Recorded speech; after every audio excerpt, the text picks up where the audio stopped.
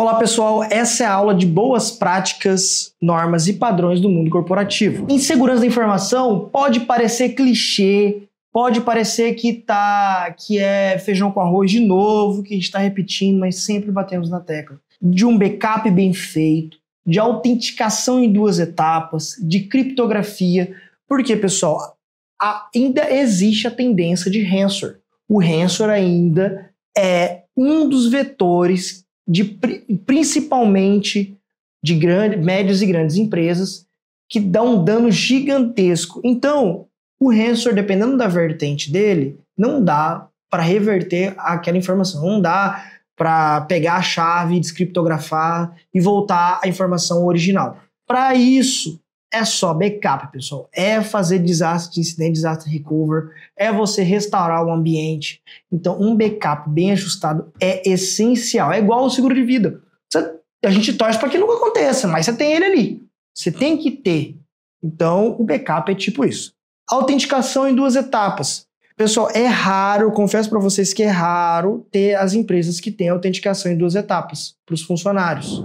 Parece básico, mas se você, a empresa, ela cresce e ela precisa passar numa certificação, ela precisa ter uma ISO, ela precisa entrar, ou ela vai expandir, vai virar uma IPO, vai abrir para a bolsa de valor, ou ela vai ser absorvida por uma grande empresa, conforme o nível vai subindo, é cobrados normas e padrões que são impostas naquela empresa, e uma delas é o MFA. Não tem como. O cara tá trabalhando de casa, ele tem, para ele logar na VPN, a VPN tem que ter autenticação dupla. Tem que ter a senha e tem que ter o token no celular, por exemplo. Não tem como. O cara chegou na empresa, ele vai usar, por exemplo, um e-mail para logar no ambiente. Vamos colocar que a empresa tem um Azure híbrido com AD local híbrido. Então, ele vai usar o usuário e senha do AD, certo? Do e-mail que está linkado, o AD híbrido lá. Vocês entenderam o fluxo que eu estou querendo dizer. E aí, o cara tem que ter MFA para logar no e-mail. Não existe, pessoal. Não existe. Sabe por quê? Ainda assim, a galera usa senha parecida ou a mesma senha da empresa nas contas pessoais. Isso é nítido porque a gente aqui na Invoke faz pentest e busca na parte de OSINT de reconhecimento, e OSINT vai buscar os vazamentos e você vê um padrão de senha. O cara usa a mesma senha que vazou lá do Facebook dele quando ele fez uma compra lá naquele site de e-commerce, é a mesma senha. Às vezes a senha só trocou o ano ali, porque é Joãozinho 24, agora Joãozinho 25. E a gente vai e testa a senha no ambiente para entrar tá lá. É aquela senha. Então, ainda assim, o pessoal usa a mesma senha. Por isso a importância do MFA. Criptografia é a prática de codificar e decodificar os dados. Quando os dados são criptografados? A gente tem a criptografia em trânsito e a criptografia em repouso. A criptografia em trânsito, praticamente todas as empresas estão usando. Tem a VPN, tem os sites com HTTPS, blá, blá, blá, blá. E a criptografia em repouso? Quantas empresas vocês conhecem que coloca no Windows da vida um BitLocker ativado via GPO? Quantas você conhece? Que a galera coloca isso lá na Amazon, no EC2, no Azure, que tá ali, ele coloca proteção só. A galera não coloca no host físico, no data center on-premise que ela tem. Não coloca nos discos, não coloca nos discos de Linux, não coloca, galera. Então, a criptografia também para essa parte em repouso é essencial. Beleza? E aí a gente parte um pouco para o cliente final, para o usuário final. Lógico que a gente sempre fala do usuário final, não tem como, do colaborador. Mas nas boas práticas, a assinatura digital sempre cai como um termo conceitual. Então essa aula que a gente está falando de forma conceitual, beleza? A assinatura digital que consiste na criação de um código, de modo que o destinatário receba a mensagem contendo este código, consiga verificar que aquele remetente é quem está falando você. Quem ele fala que é o Joãozinho daqui que assinou aquele documento digital, ele tem que ser ele. Então a quebra da autenticidade com a assinatura digital, que a gente chama também de não repúdio, se for realmente a pessoa que assinou, é um dos pilares de uma empresa bem estruturada. Tem toda uma equipe, tem a parte de certificado digital, tem as CAs internas, tem as compras de certificado, enfim.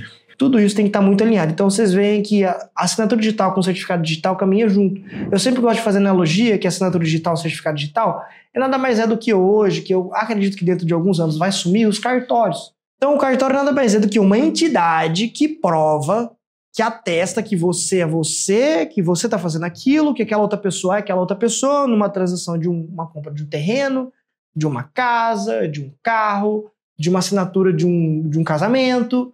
Então, tudo isso. Então, ela é essa entidade que a sociedade confia. E no meio digital, a gente também tem que confiar. Então, tem as certificadoras que elas têm toda aquela... A gente pode ter uma aula depois só sobre isso. Todas as entidades certificadoras, elas são homologadas e elas atestam a confiabilidade perante a sociedade para que elas assinem aquilo. A mesma coisa que um cartório. E dentro dos padrões das boas práticas, não tem como a gente não falar do NIST, como esse framework que é amplamente utilizado no meio comercial. As 5 principais funções do NIST: identificar, proteger, detectar, responder e recuperar. Tá o link aqui, eu vou disponibilizar para vocês depois darem uma olhada. A primeira, o objetivo que é de compreender o ambiente e gerenciar os riscos. Você tem que ter gestão de ativo, conhecer o seu campo de batalha, mapear todo o seu parque de... Quem não conhece, não consegue. Se você não conhece o seu ambiente, como que você vai melhorar ele? Como que você vai saber os pontos falhos, os pontos fortes? Não tem como. Precisa conhecer o ambiente, ou seja, você precisa ter mapeado os ativos ali dentro, tudo. E tem até referência do NIST para isso. Ambiente de negócio, entender o processo crítico, os dados sensíveis, a parte de governança, conhecer as políticas e processos de segurança, identificar as vulnerabilidades e ameaças. Você precisa saber o que tem dentro do seu ambiente. Mas eu não tenho braço suficiente, eu não tenho equipe. Contrata, Invoco que está aqui para isso. A gente vai achar as vulnerabilidades, a gente vai ajudar você a identificar. Então, a gente sabe, a gente veio aqui, a equipe veio de empresas que a gente já passou, a gente fala assim, a empresa é nova, mas a gente é velho de mercado. Então, sabemos de todas as reclamações, sabemos o que acontece. Não tem gente suficiente, não tem braço, não tem orçamento, a diretoria não quer liberar recurso financeiro para comprar equipamento. Beleza. Existe todo um plano para isso. Vamos fazer um plano de gestão de ativo, de gestão de segurança. Vamos fazer um plano de maturidade de segurança. A gente tem um plano de maturidade, pessoal, já comprovado, que a gente já colocou em diversas empresas, a nível NIST, seguindo todos os padrões, CIS, benchmark, a gente vai falar depois, tudo mais. Então a gente já tem um plano de maturidade de segurança contínuo de pelo menos 2, 3 anos a sua empresa sair do marco zero para uma empresa muito mais segura. E para isso entra o NIST com todas essas funções.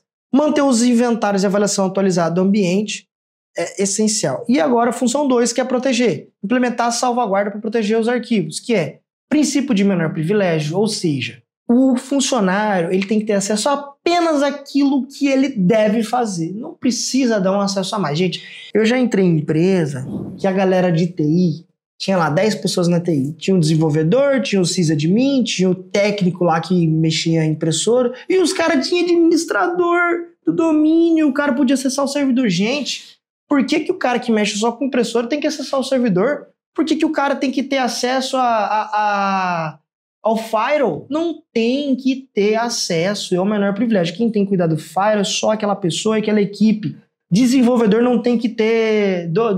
ele tem que rodar coisa no servidor. Beleza, ele é administrador local naquele grupo de servidores. Aí entra a segunda coisa aqui, que é o RBAC, que é Role Based Access Control. Você tem que ter os papéis específicos de acesso granular, aquele ambiente, aquilo que ele pode executar. O cara pode executar só um código, só naquele navegador, é liberado só aquele plugin daquele navegador, ele só pode acessar da VPN, de dentro entendeu? Então você vai colocando camada. A gente sempre fala de segurança da informação, é camada, é igual cebola. Você vai colocando camada ali para dificultar a vida do inimigo, digamos assim. MFA, já falei, sempre obrigatório, quase impossível você não ter um MFA no seu ambiente, apesar de que muitos não têm. Revisão periódica de acesso, tem que ter equipe ali para ficar vendo se o cara tem aquele acesso. Porque acontece, às vezes um terceiro ele entra para prestar um serviço na empresa e a galera dá administrador pro cara. Nossa, isso aí, gente, isso aí dá até uma loucura. Mas tem termo que o cara assina, que não sei o que, e daí? E daí o cara fala que ele perdeu a senha, que roubaram o computador dele, ele abre um boletim de ocorrência e precisa fazer o quê? O cara tá dentro da sua empresa com administrador. Não tem essa, não tem essa. Então, para isso, existe o PAN também, que são ferramentas, só que aí entra ferramentas mais robustas, Difícil ter uma ferramenta open source de PAN que chegue ao nível de uma CyberArk da vida, Okta, etc. Mas beleza. Porque aí você vai e libera o cara só em determinadas condições. Que a gente chama dos conditional access, com just in time, o cara vai acessar, ele vai precisar fazer uma mudança, uma vulgo change para a atualização, update lá, um merge no sistema na sexta-feira, das meia-noite a 2 horas da manhã. Ele vai liberar administrador local naquele servidor só naquele intervalo de tempo. Depois, pum, cortou o acesso do cara, acabou. Acesso condicional. O cara está acessando do Brasil, num computador, num laptop homologado pela empresa, testado com uma imagem, se é o Windows, Mac ou Linux, não importa, homologada, com aquele software que ele está usando naquela imagem. É só aquilo que foi testado, comprovado. O cara não consegue instalar outras coisas.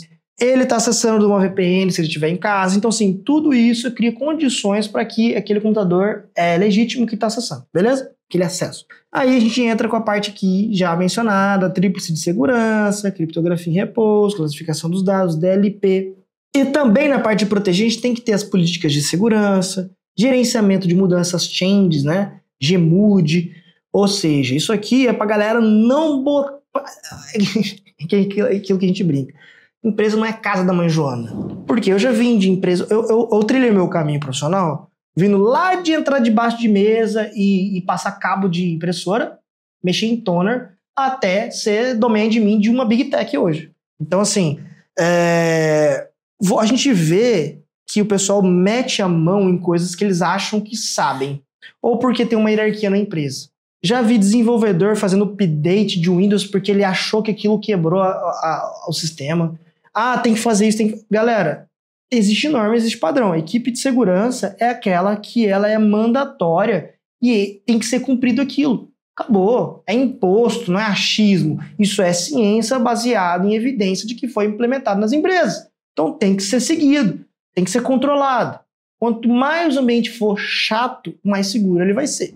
Plano de resposta a incidente também, gerenciamento de patch, ferramenta centralizada para múltiplos clientes, Fire, antivírus, isso aí você já sabe, é um feijão com arroz. A parte de detectar, monitoramento de log. A gente tem uma dos nossos serviços já fazendo o nosso marketing, né? Que é a gente chama de monitoramento contínuo, que é uma ferramenta que se assemelha a um SOC, as nossas ferramentas que a gente usa Grafana, com Zabbix, com Cortex, com o framework Mitre, com o The Hive para abrir incidentes.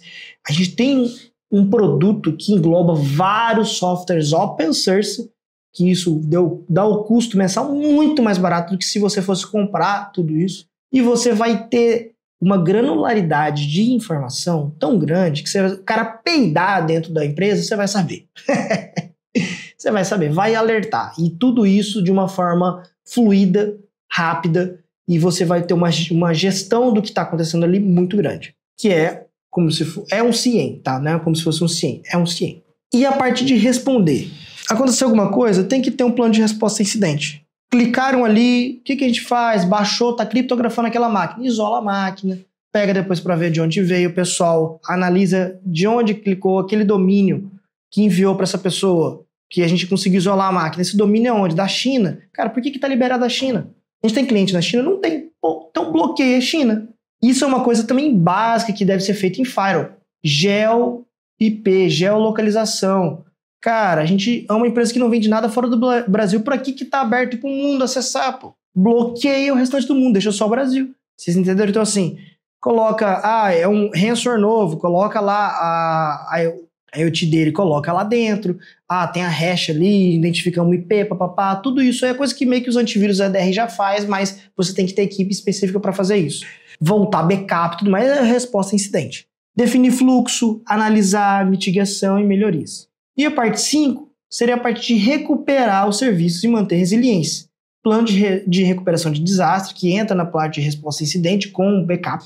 Plano de continuidade de negócio. Você tem sites específicos em vários players, porque hoje se a empresa tiver grana mesmo, ela coloca na Amazon, coloca no Azure, coloca no Google em lugares diferentes. Cara, morreu a Azure aqui no Brasil hoje. Tem tudo site rodando na Amazon.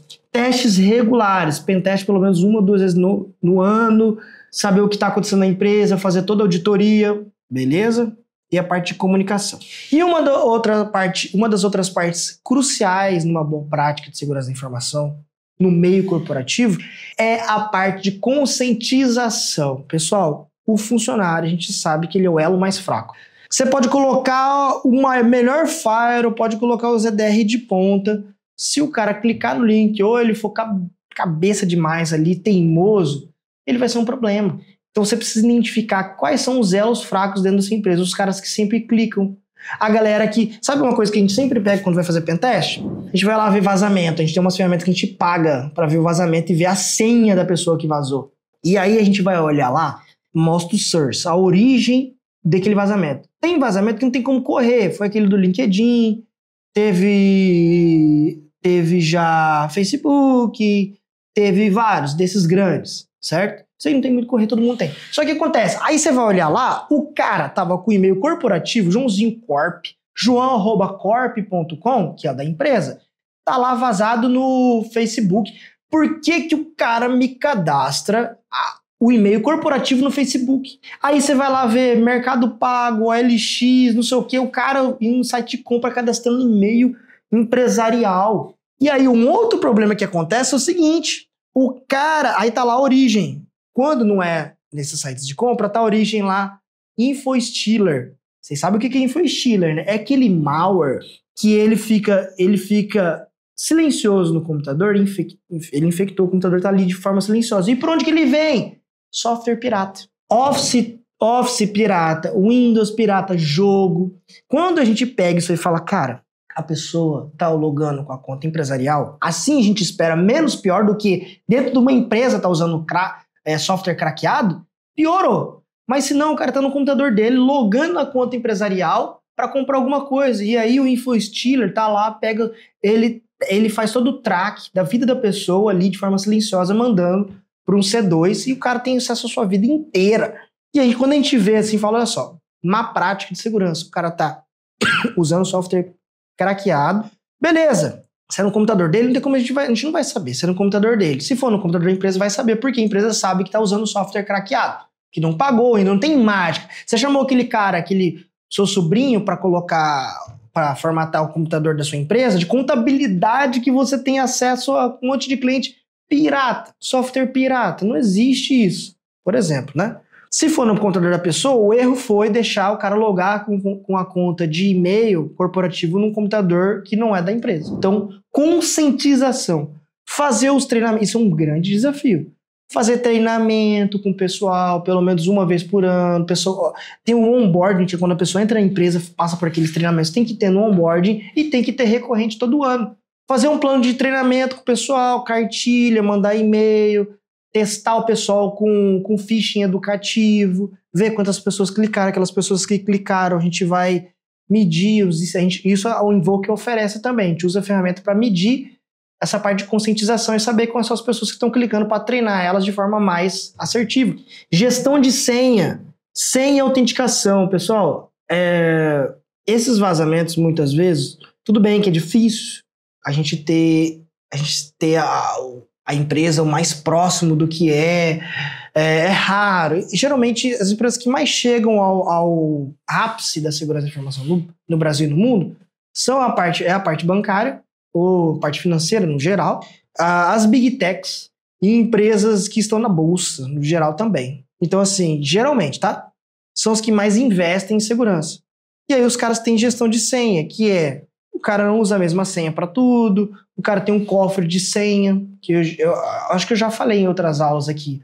Galera, paga um LastPass, paga um Bitwarden, paga um Kaspersky Password Manager e qualquer uma desses outros que eu vou falar depois para vocês. Paga, cara, se eu não me engano, é R$9 o LastPass por mês, por pessoa, uma coisa assim. Você vai ter a pessoa usando senhas diferentes, senhas complexas, para cada sistema. Se vazou, trocou aquela senha, o cara não vai conseguir entrar nas outras contas.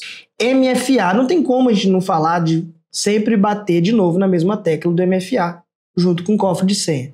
Priorizar o fator de posse com tokens e chaves, senha única, o cara tem que usar o token no celular, ele tem que usar chegando no e-mail, enfim. A gente tem que amarrar de alguma forma. Vocês lembram na parte de autenticação básico de segurança da informação? o que você sabe, o que você tem e o que você é. O que você sabe, sua senha, o que você tem, um token, pode ser aquele físico ou digitando. E o que você é fisicamente, sua íris, sua biometria, face, entendeu? E por último, pessoal, pra gente encerrar, tips and tricks, são as dicas aqui que eu vou deixar esses links aqui, que tudo que a gente for passar para vocês, aqui nos treinamentos, nos cursos, vão ser coisas que a gente usa no dia a dia.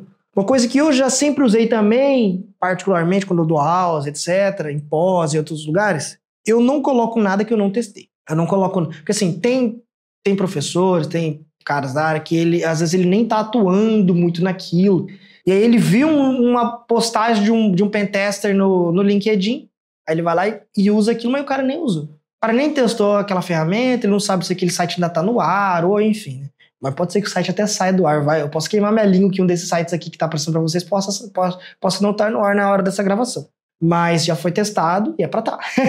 Então, assim, tudo isso que tá aqui, ó, na parte de vulnerabilidade da empresa, esses sites aqui de OSINT eu uso, a gente usa na empresa. É parte, lógico, né? É parte. Ferramenta, pessoal, link, é igual, a gente sempre gosta de usar, eu gosto de usar uma analogia como um médico cirurgião.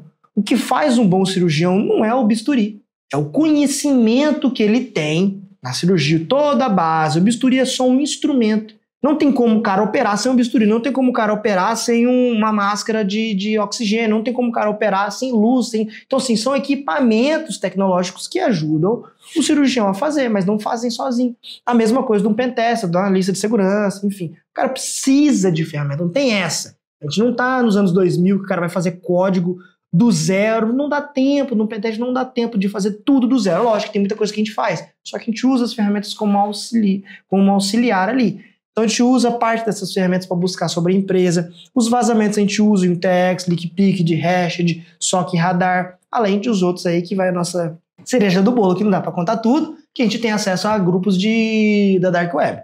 Telegram também. Reconhecimento, a parte de numeração externa. Usamos Shodan, Census, esse FOF, não sei se fala assim. E aí os sites para engenharia social, a gente já usou alguns desses. Esse SI2C, se vocês quiserem um convite, eu tenho, ele é fantástico, só que é só via convite, eu posso mandar para vocês. Pedem aqui na descrição, no comentário que eu mando, beleza? Me chamem lá que eu mando para vocês. Grabify, de praxe, isso aí todo mundo já deve ter visto falar desse cara. Canary Tokens também. E aí a gente tem o inverso, a gente tem o que a gente chama de OPSEC, que é você saber fazer as operações de segurança para saber se você, inteligência de ameaça, para saber se o inimigo, como está o inimigo, como está você perante o inimigo. Então a gente tem ali o scanner de phishing para saber se aquele site é phishing ou não. A gente vai colocar o site ali, ver se ele é verdadeiro, tem todo a ferramenta faz isso, certo? E com isso a gente encerra a aula de hoje, pessoal. Muito obrigado, abraço.